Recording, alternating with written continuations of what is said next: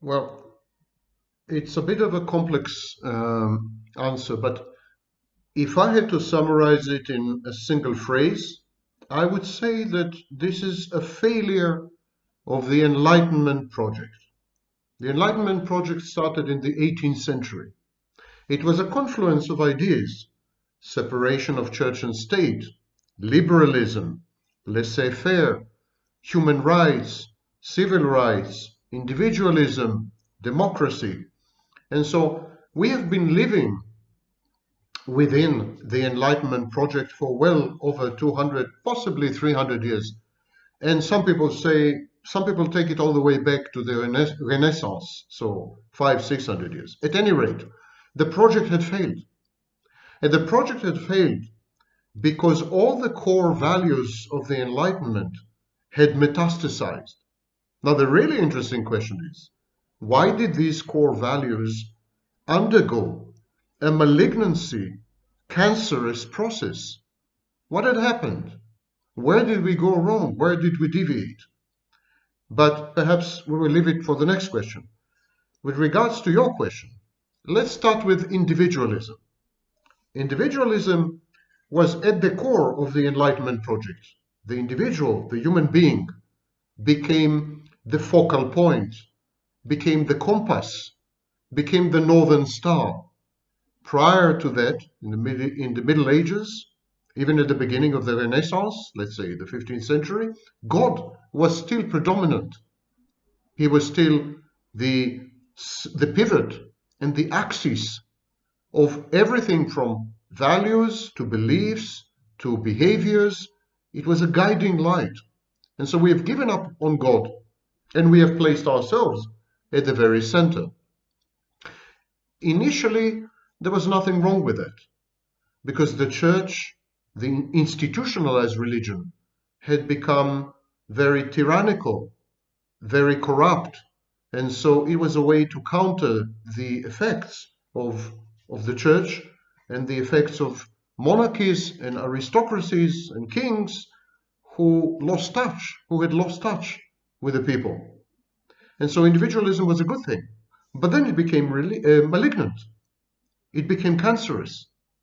In the absence of religion, there was an axiological deviance. In other words, there were no values, no agreed upon set of values. And so everyone began to develop his or her own belief system, value system. And these value systems began to conflict. The absence of religion, killing God, because God is dead, as Nietzsche had said. Killing God had rendered all of us gods, substitute gods, surrogate gods. And now each and every one of us could come with his or her 10 commandments. And obviously and inevitably, ineluctably, it generated a lot of conflict. And conflict is usually mediated and regulated via institutions.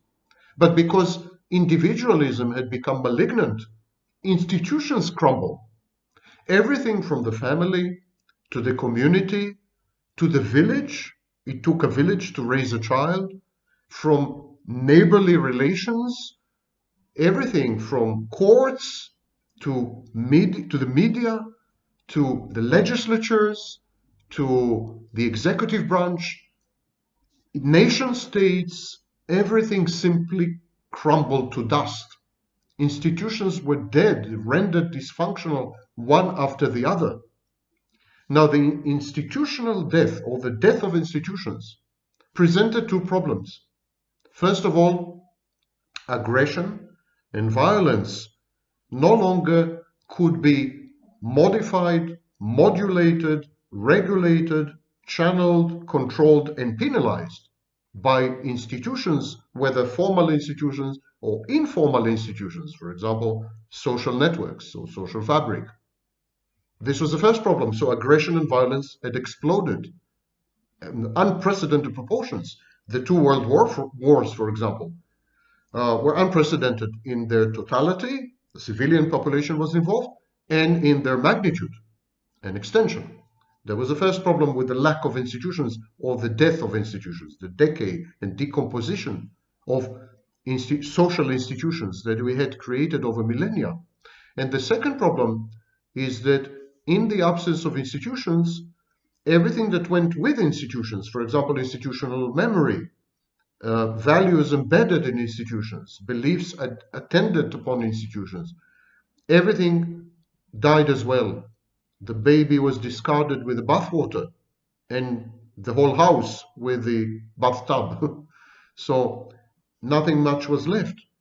And so we had no religion, we had no God, we had no institutions, we had numerous conflicts which had erupted, and individualism became only worse.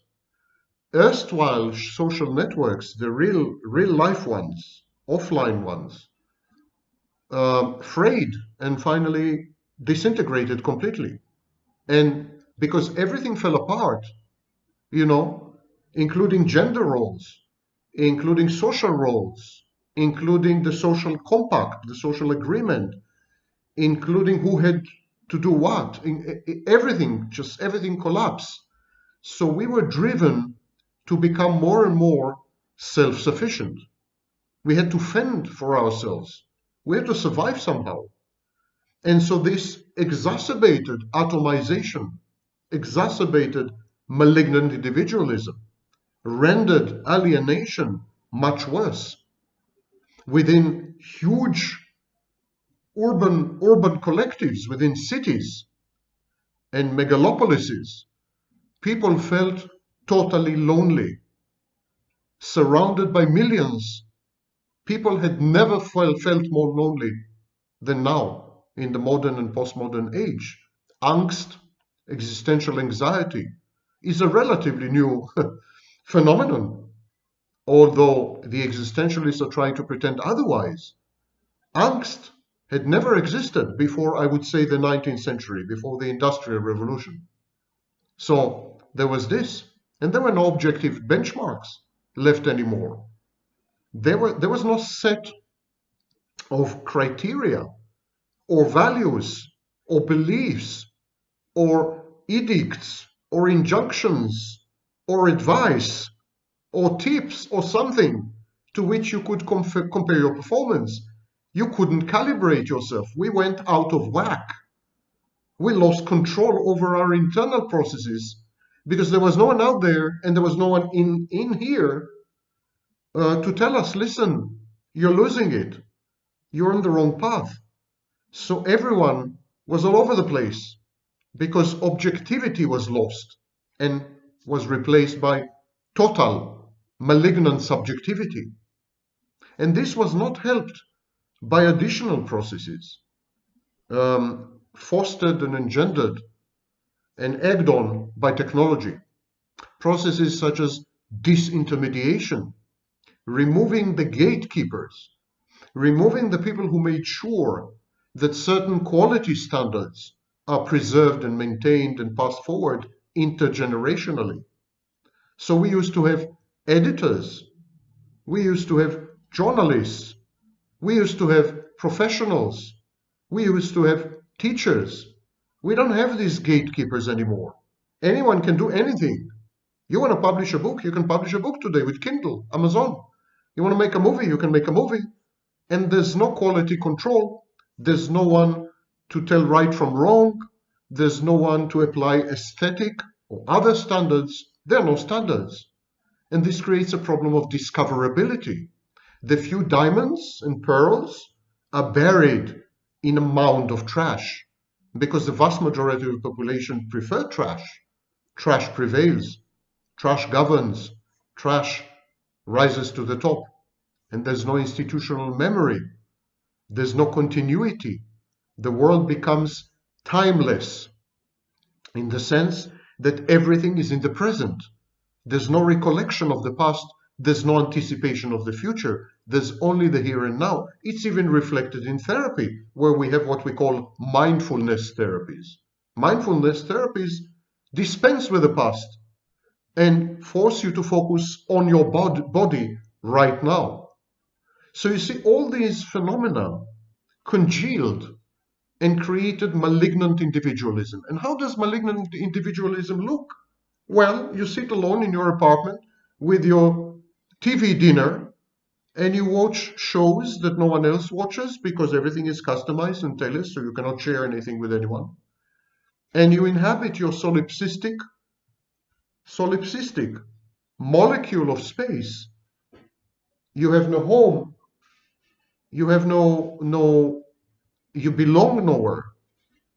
You are your own universe. It's totally self-contained, totally self-sufficient in the bad sense of the word. You need no one on the one hand, but no one needs you on the other. So we fall apart. Sex becomes emotionless and casual. Dating is replaced by dating apps. Conversations become chats. Friends become Facebook friends. It's all plastic. It's all sterile. It's all impromptu and improvised. It's all fake. It's simulacrum. It's a society of the spectacle. So this is malignant individualism. Then you have malignant egalitarianism. Malignant egalitarianism is a form of grandiosity. Because all institutions had disintegrated, the proper regulation and channeling of power, of benefits, of knowledge also fell apart. So now everything is everywhere, as though some giant nuclear device had exploded amidst human civilization. So this created a level playing field, again, in the bad, pernicious sense of the word. Everything is on the level. Everyone is on the level. There are no role models to look up to because you never look up. You never look up. You look horizontally. We had become a horizontal society, a horizontal civilization, which had replaced hierarchical and vertical civilization. No wonder the dominant metaphor of today's world is the network, because in the network, every node is equipotent. Every node is equal to every node. And the network is horizontal, never vertical. And so there are no role models. There's nothing to look up to or to aspire to. There are no hopes and dreams, at least not realistic ones. Hopes and dreams are replaced by the pathologized, dysfunctional version, which is known as fantasy. And so people fantasize, and their fantasies are inevitably grandiose. They have access to technology which empowers them and gives them the illusion or the delusion that they are equal to everyone else. So we became barbarians with smartphones, and everyone who has a smartphone is equal to everyone else who has a smartphone. And this is egalitarianism of the malignant type. And this leads, of course, to destructive envy. You want to drag everyone to your level, to this level playing field. Because you can't look up, you want to look down upon. Everything that is a bit above your level frustrates you and creates this horrible, irresistible wish to destroy the source of your frustration. It's a seething cauldron of resentments and envy and jealousy and hatred and aggression, and the wish to ruin, eradicate, eliminate, and vanquish anything that challenges your grandiose self-perception as perfect, as omnipotent, and as omniscient. You are all-knowing because you have access to Wikipedia. You're all-powerful because at your fingertips are smartphones and laptops which allow you to do literally anything and everything. And of course, you are your own role model because there are no other role models left. It's an infinite loop. It's a regression. It's regression because you keep referring to yourself. It's self-recursive. It's self-referential. And we know that self-referential, self-recursive loops end badly, an infinite regression. It's a hall of mirrors, and only you are reflected in these mirrors. No wonder narcissists and psychopaths are on the ascendant, because narcissists provide you with this mirror. They idealize you. Narcissists and psychopaths have a monopoly on halls of mirrors, and they sell these halls of mirrors to you when they love bomb you or groom you. This is the outcome of malignant egalitarianism, because you want to see yourself in idealized form. You want to become this ego ideal that Sigmund Freud talked about. But, of course, this generates enormous confusion between external reality and internal reality, external objects and internal objects. We are all in a state which borders on psychosis, because we can't tell anymore what is reality TV and what is the presidency of the United States, what is a television series and what is the presidency of Ukraine, what is real and what is fake, what news are fake and what news are real, which vaccines are fake and which vaccines are real. Everything is counterfeit, everything is simulacrum, everything is imitated, imitative and derivative, and everything is equal to everything. There's no gradations, no ranking, no nothing. Algorithms decide what we watch, what we read. And these algorithms are the embodiment, the reification of malignant egalitarianism, because these algorithms reflect the totality of human decisions and consumption. They crowdsource decision making, and we all know what the crowd is made of. We all know the mind of the mob. Not much intelligence there, to use the another statement of the century. The next thing that I think went awry with the project of the Enlightenment is tolerance, malignant tolerance. Malignant tolerance means that we tolerate everything. We tolerate everyone, because everyone is equal to everyone, because everything is equal to everything, because we are on this level playing field where no one stands apart, no one stands tall, where everything is level, where everything reflects everything, reflects everything, reflects everything, like an infinite hall of mirrors, where we are clones of each other. This creates tolerance, but malignant tolerance. And there are numerous manifestations to this malignant tolerance. Moral relativism, for example. My morality is as good as your morality. Whatever your values may be, I respect your values, even if they are despicable. You know, I respect your religion, even if it calls for beheadings. It's okay. It's okay to believe in anything. It's okay to believe anyone. So you have these con artists and swindlers and psychopaths and narcissists who become gurus, and business coaches and dating coaches and mental health coaches and self-styled experts, because there's relativism. Anyone can say anything and everything is equally valid. There's no objective criterion of validity, not even the facts. It's like everyone is saying, I've made up my mind, don't confuse me with the facts. Political correctness is another manifestation of malignant tolerance. It's you're not allowed to say certain things. You self-censor because you may hurt someone's delicate emotions by telling the truth.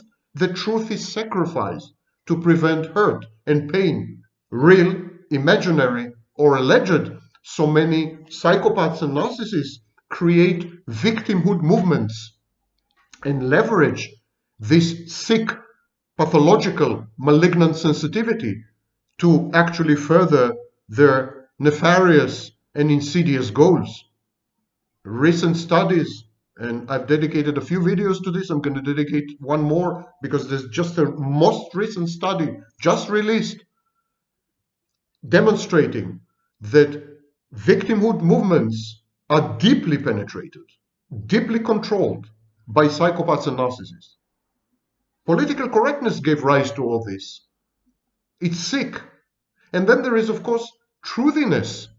Truthiness. My truth is as good as your truth. My facts are as good as your facts. Alternative facts. I've seen people arguing whether the Battle of Hastings took place in 1066. And one of them said, I don't think it happened in 1066, but it's okay if you think so.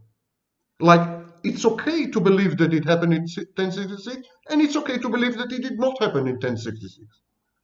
Truthiness had replaced truth. Factitiousness or factiness, or whatever you want to call it, or facticity, had replaced facts.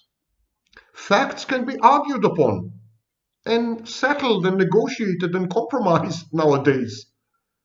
Okay, you don't feel good with the fact that the Battle of Hastings happened in 1066? Let's negotiate, let's talk about it. Let's revise the date so that you feel good with yourself, you feel comfortable.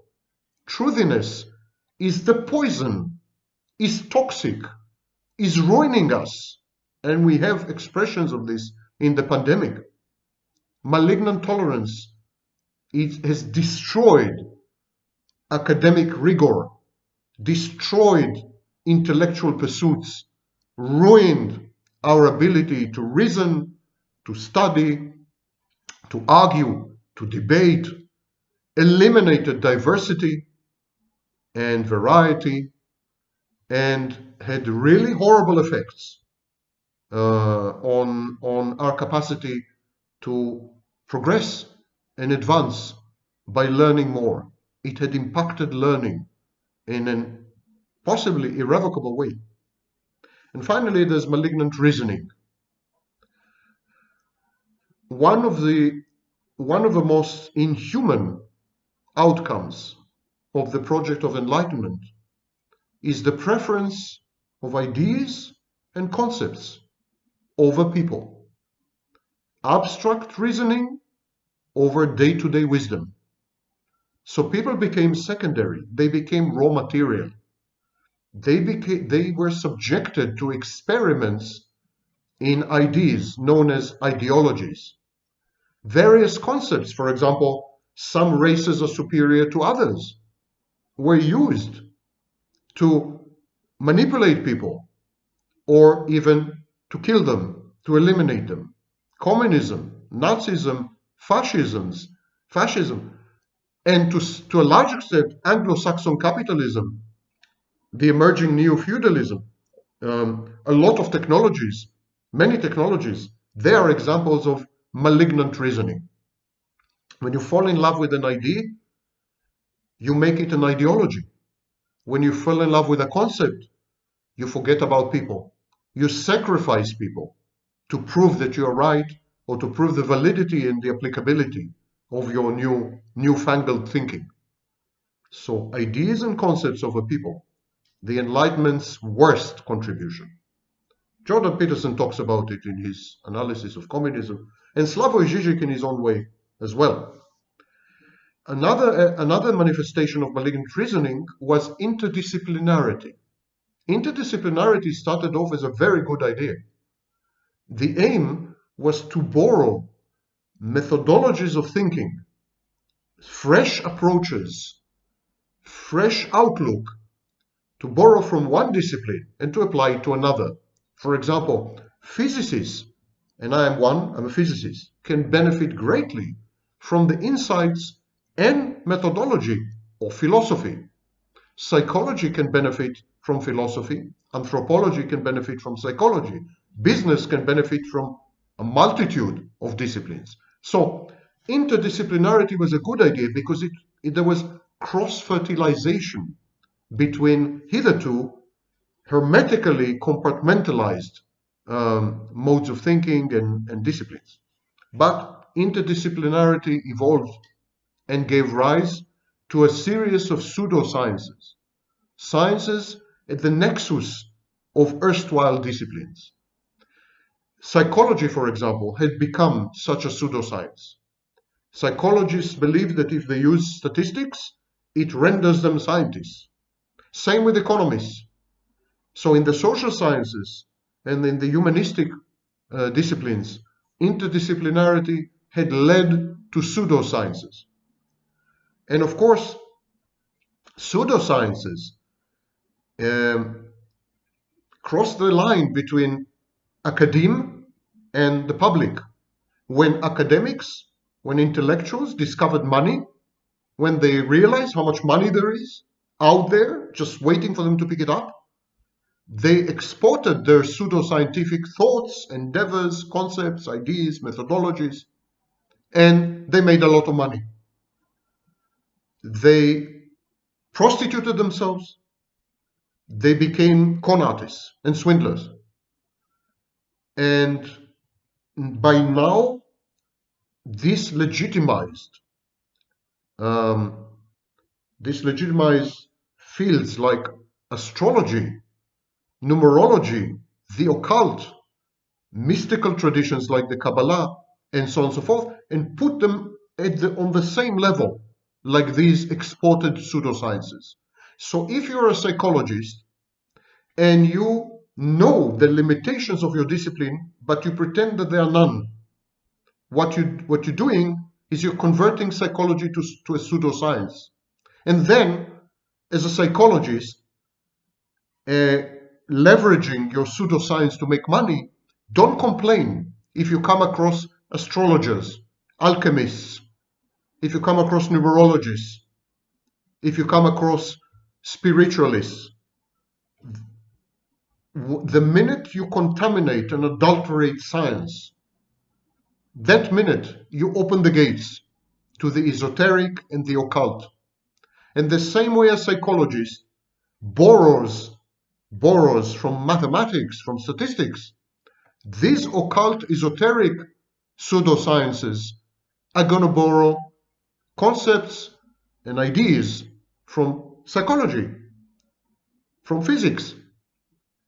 So, rather than defend the purity of science, rather than weed out, reject, object vehemently, fight back any attempt to contaminate science with pseudoscience, scientists, academic, and above all public intellectuals succumbed to the lure of money and became swindlers, scammers, and con artists just to make money.